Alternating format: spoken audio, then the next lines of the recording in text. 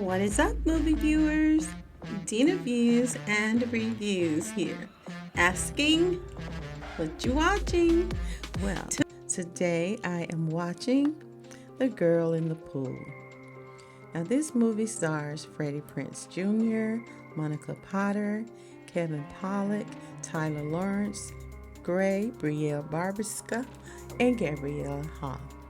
Now, it is written by Jackson Reed Williams, directed by Dakota Gorman. It is produced by R.J. Collins, German Michael Torres, Luke Dylan Taylor, Tyler Gold, Eric Brenner, Lawrence Greenberg, Jonathan Gorman, Jeff Sackman, Matthew Hederman, Nicole Rio, and Barry Meyerowitz. Now, this movie, Girl in the Pool, is listed as a drama. It is a mystery and a thriller. It chronicles Thomas, or Tom, who is played by actor Freddie J. Prinze Jr.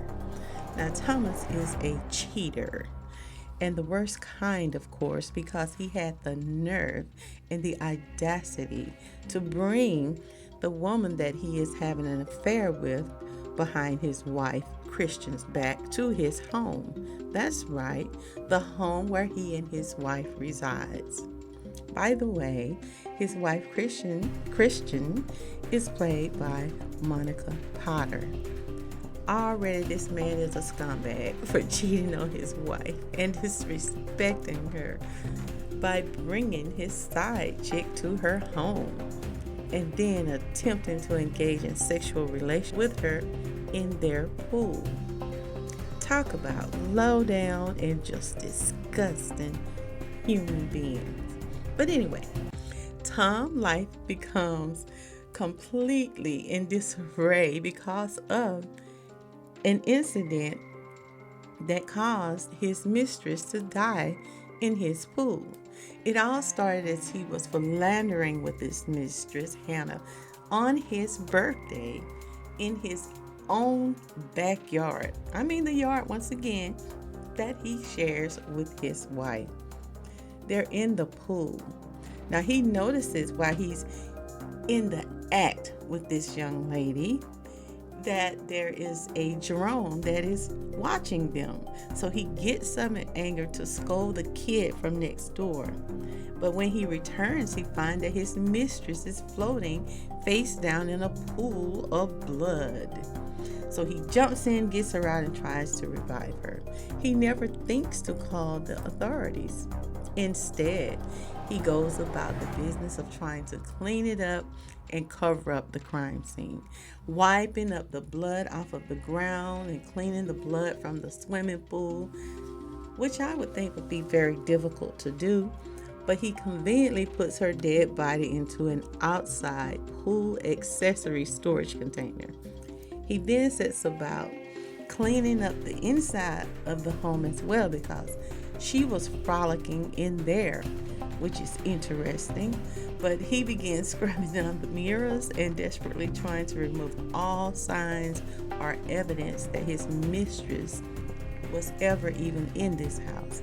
But at this point, he has become so extremely paranoid about what it is that has occurred. He's constantly replaying it in his mind over and over again, and seeing her face and those eyes staring back up at him after he put her body in the storage bin near the pool. He simply could not keep it together. It's clear that he's just behaving oddly. He's just like he's going in and out of reality. He's nervous, jumpy, and obviously distracted. So much so that when his wife arrives home, she notices his strange behavior. His wife reminds him, though, that they had plans to go out and celebrate his birthday. But Tom is so out of it and behaving so erratic and paranoid. He even claims to hear noises and voices. He is just being irrational. Now, he even accuses his wife of whispering to someone. She eventually forces him to go outside, and when he opens the door to exit to go to the outside, he is completely amazed because his wife has planned him a surprise party outdoors for his birthday. Outside, mind you, in the very same area where he just finished cleaning up from the incident that occurred. He finds family and friends standing there as he opened the door, yelling, "Surprise!" It is quite the unexpected shocker for him. He is still unable to calm himself long enough to get through this celebration. He can't seem to keep his composure enough to enjoy the guests. He is just completely overwhelmed mentally and afraid that somebody may find out what has occurred there or even find Hannah's dead body. Now, others at the party also notice his strange behavior. He is a complete hot mess and becomes distrustful of everyone that he sees, suspecting his guests to even be in on or knowing something about his infidelity or what he has concealed.